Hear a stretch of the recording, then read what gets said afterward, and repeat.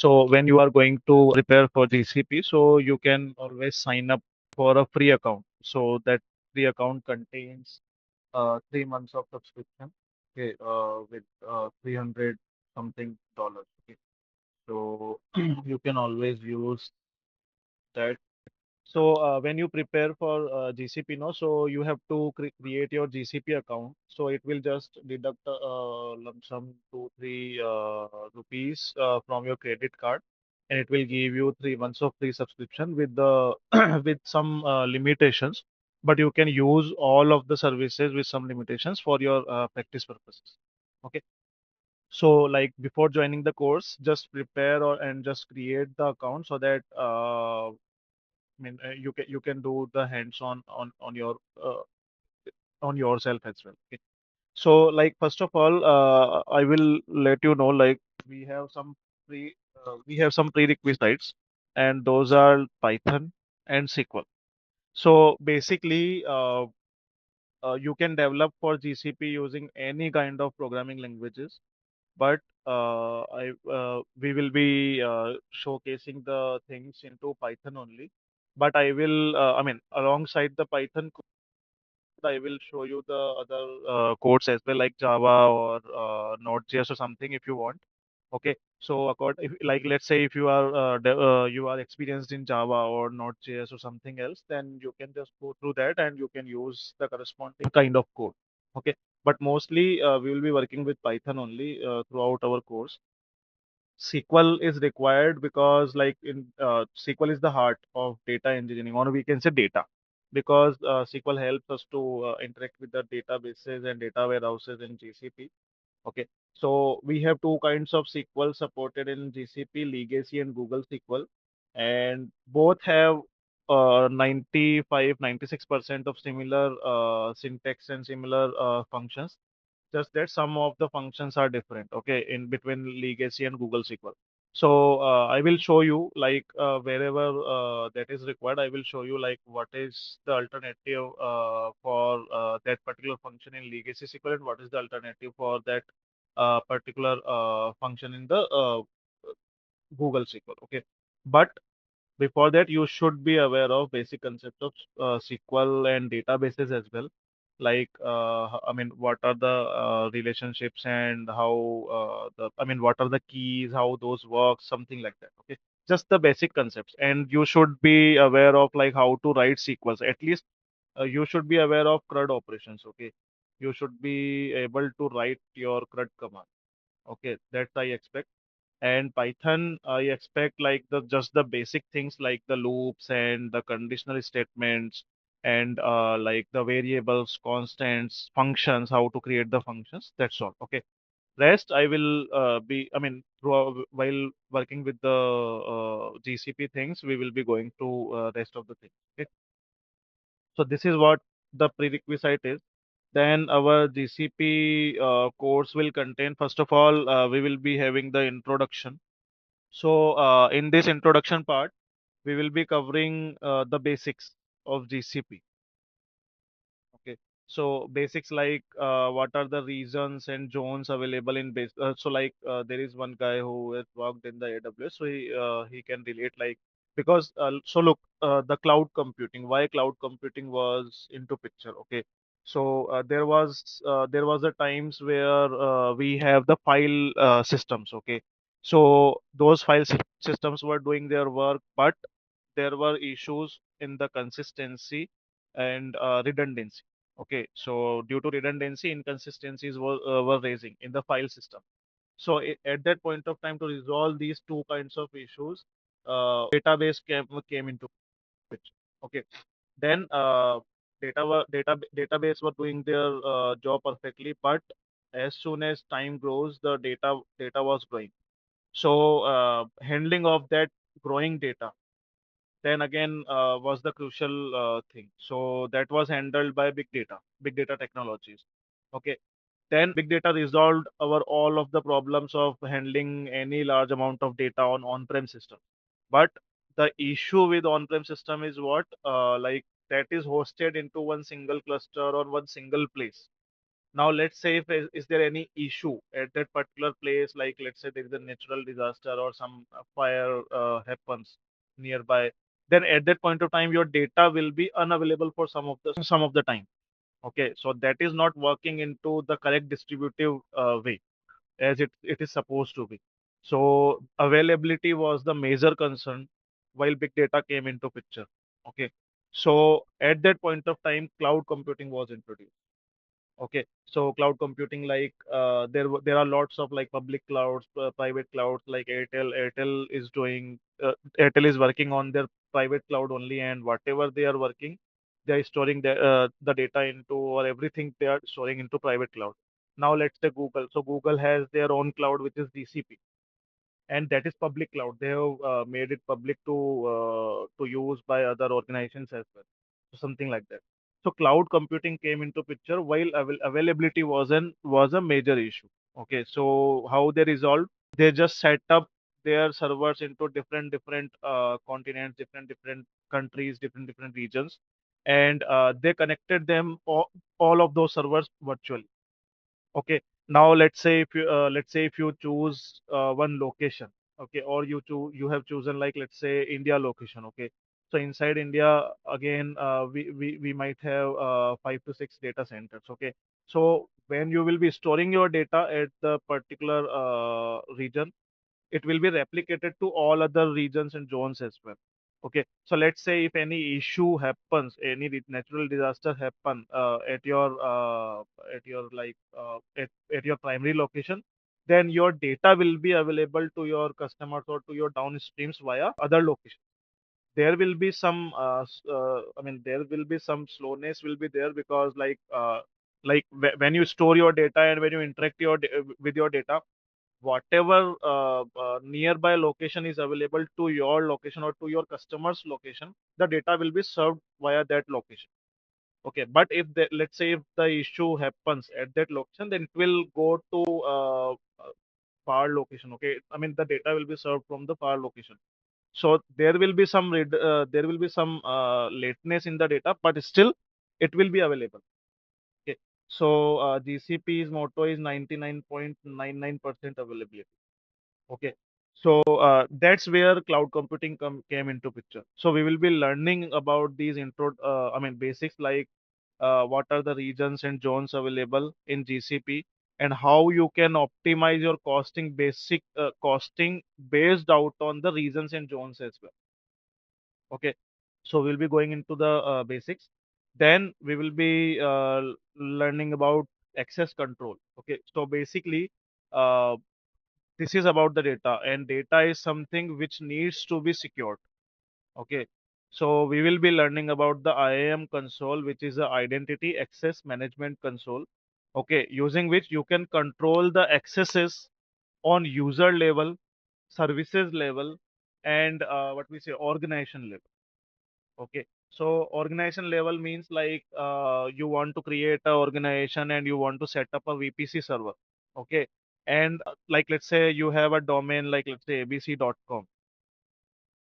Okay, and you want to restrict the access on the basis of domain only, then you can go to IAM console and you can use that. Okay, so that's how you can work with. So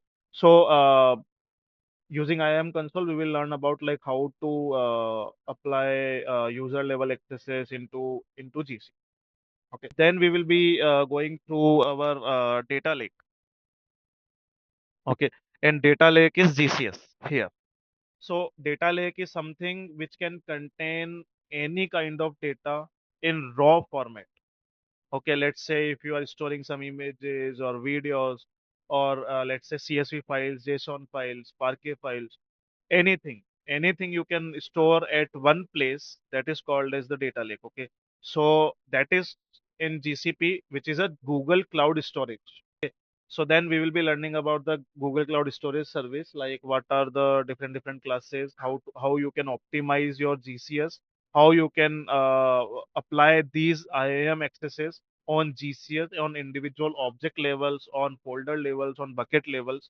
So everything we'll be going to explore while learning about the data lake. Okay. So I mean, this particular data lake comes under our first, what we say, storage service. Okay, but it can contain the files in the raw format. Okay, we will not store any transform data into GCS. Okay, for transform data, we have other storage services in GCP. Then we will come to databases. So we have Cloud SQL, which is known as a SQL service, and we have a spanner. So these two services are relational databases, okay, and relational, and we can say the OLTP. Sorry. Okay. So these two services are transactional databases, and you can store your data in the relational manner. Like let's say, like your traditional RDBMS works. Okay, like MySQL or PostgreSQL or like MS SQL Server. Okay, so those are all transactional databases on the on-prem systems. So basically, this Cloud SQL is something which is a service which on top of all three databases, which are Postgre and MySQL and MS SQL. So, in our traditional, legacy databases, these three databases are much more popular. Okay, like MySQL, MS SQL, and Postgre. So this Cloud SQL is built on top of these three wrappers only, three databases only. Okay.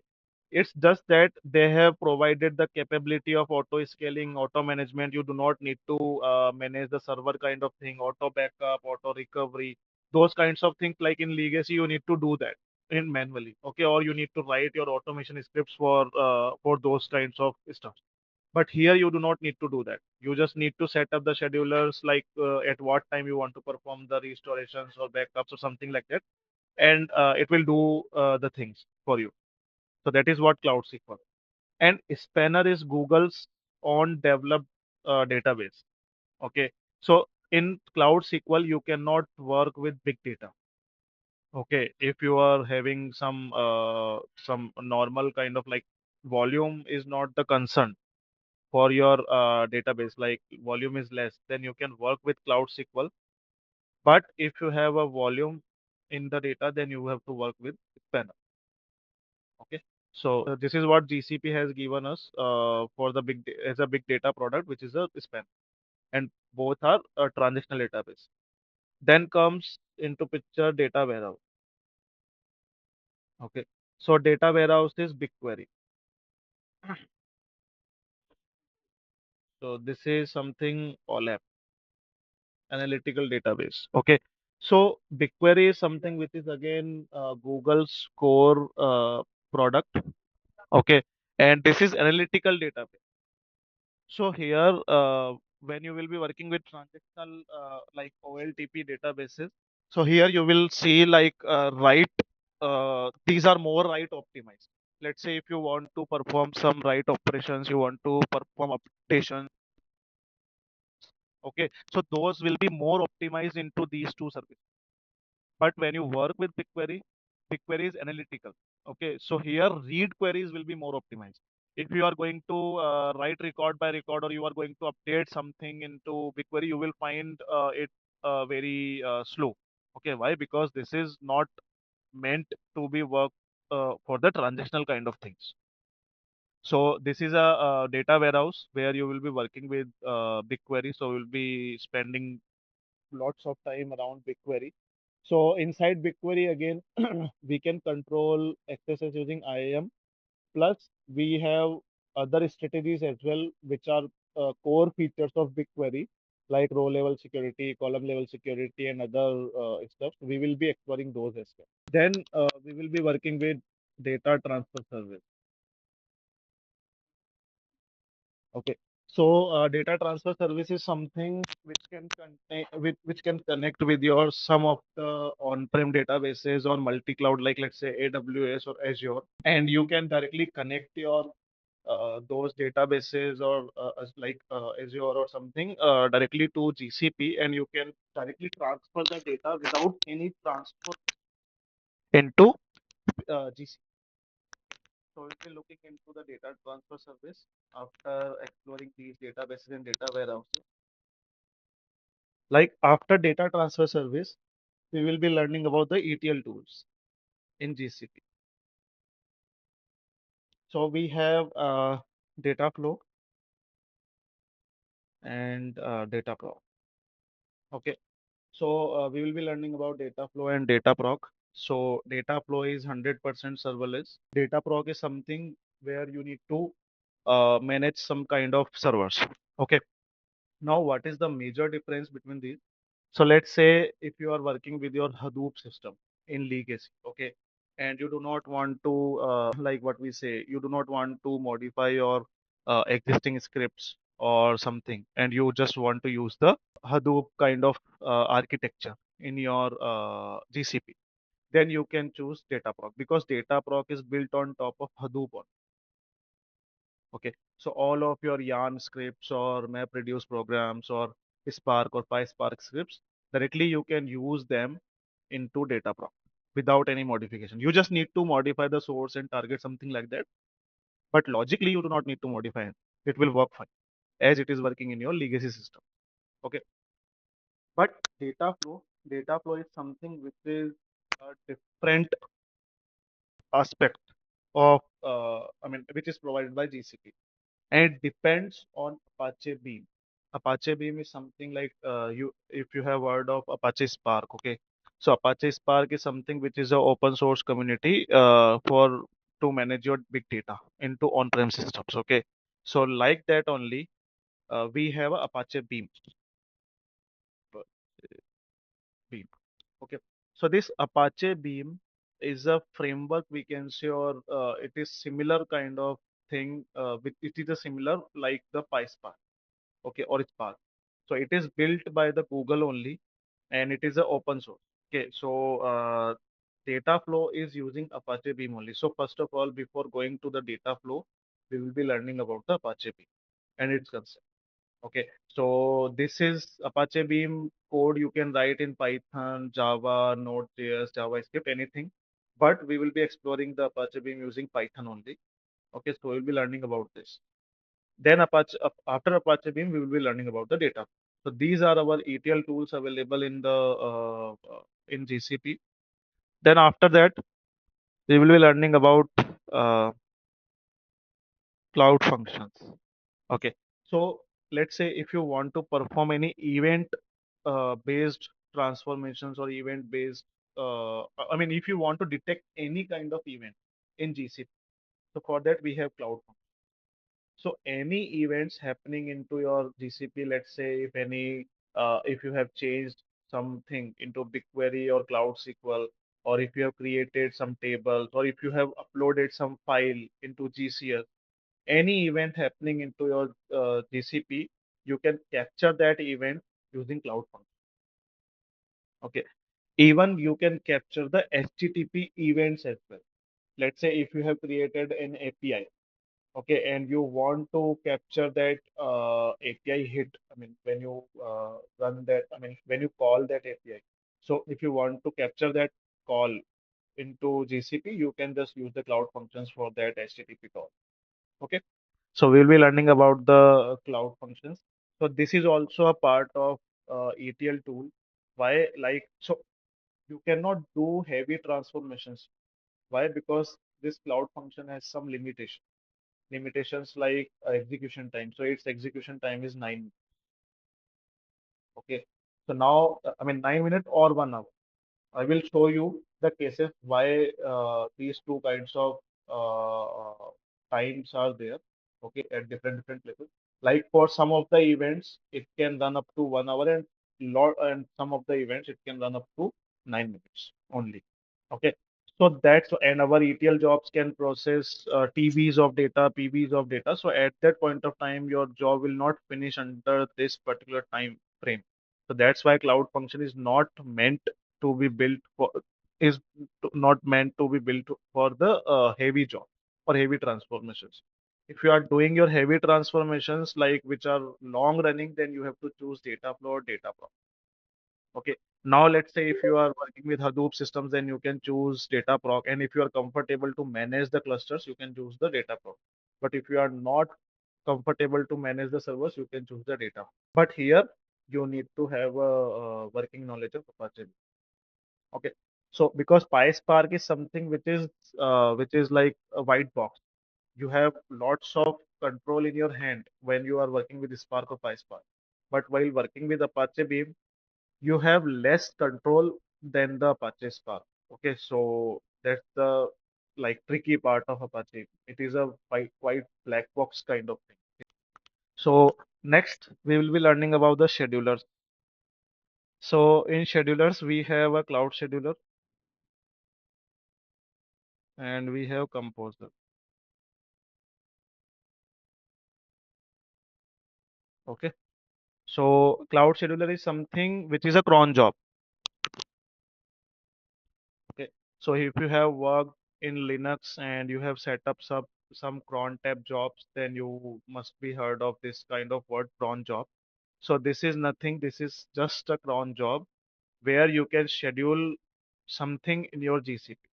Why something like you can just hit some APIs using Cloud Scheduler on a particular time, but there is no fallback.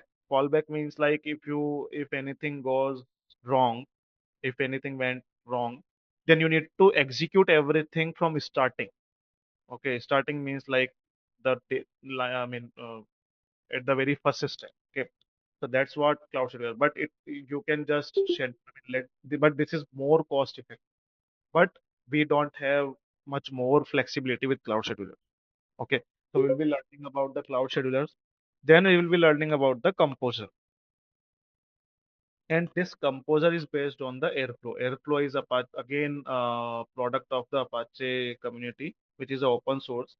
So you can, so you have 100% control on the what we say orchestration part or scheduling part of your GCP thing. You can orchestrate or you can schedule anything in the GCP.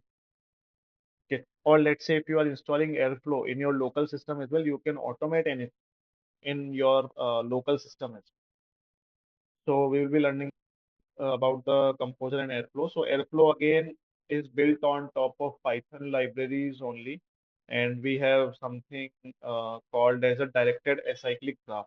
So we'll be learning about Airflow library using Python, and we'll be creating those DAGs to automate the stuff in our GCP. Okay. Then we will be learning about the data security and governance. Okay. So we will be learning about the like how to secure our data and anything. So like while working with BigQuery, I will show you some part of data security in BigQuery itself. Okay. Then rest of the data security and governance we will be exploring into this phase. Like so we have some is like data catalog using which you can define the lineage of your data. Okay. Which is now like I mean which is now renamed as data. Okay, before it was data catalog, but now they have renamed it to Dataplex. Okay, and we will be exploring data loss prevention API. Okay, this is again a service we can say or API which is provided by Google using which you can encrypt, decrypt your PII data. Okay, then we'll be exploring the secret manager. So using this secret manager, you can maintain whatever usernames and passwords you want to store to connect with your on-prem systems or some other like API credentials or something else. You can store them into secret manager securely. Then we will be learning about the encryption keys. Okay. So by default, all of the services uses Google provided encryption keys. Google provided encryption keys means like they will be the encryption keys, whatever encryption keys will be there, those will be managed by Google only. And on timely, like on regular basis, like in the interval of 1 month or 2 months, those encryption keys will be changed.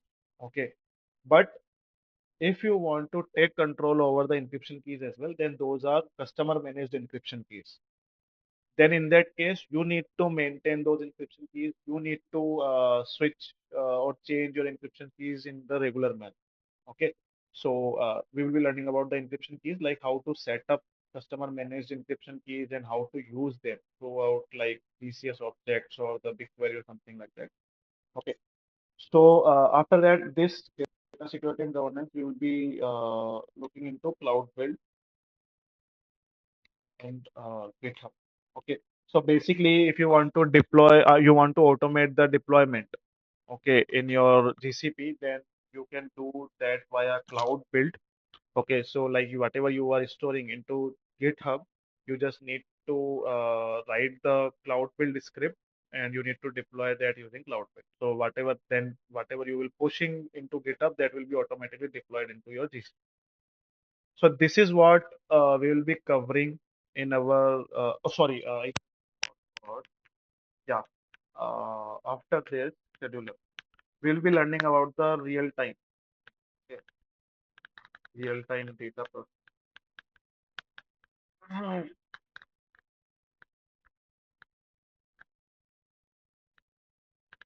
So basically, I just forgot about this. We will be after exploring these batch processing kind of things. We have a real-time processing data processing service, which is a PubSub, publisher subscriber. Okay, so we will be exploring the PubSub as well to to work with the streaming data. Okay, so this PubSub can be handled by the cloud functions. So like when we will learn about the PubSub, we will again go and check out some kind of steps on cloud functions, like how to work, how to connect the PubSub with the cloud function, how to trigger those cloud, whatever functions you are writing. Again, like this only, we will be exploring the data flow as well, like how to work with PubSub using data flow, okay, and how to work with Composer using PubSub. So all of these things we will be exploring. Okay, so this is about real time data process. So this is about the things which we will be exploring throughout the code, and this contains these two kinds of prerequisites.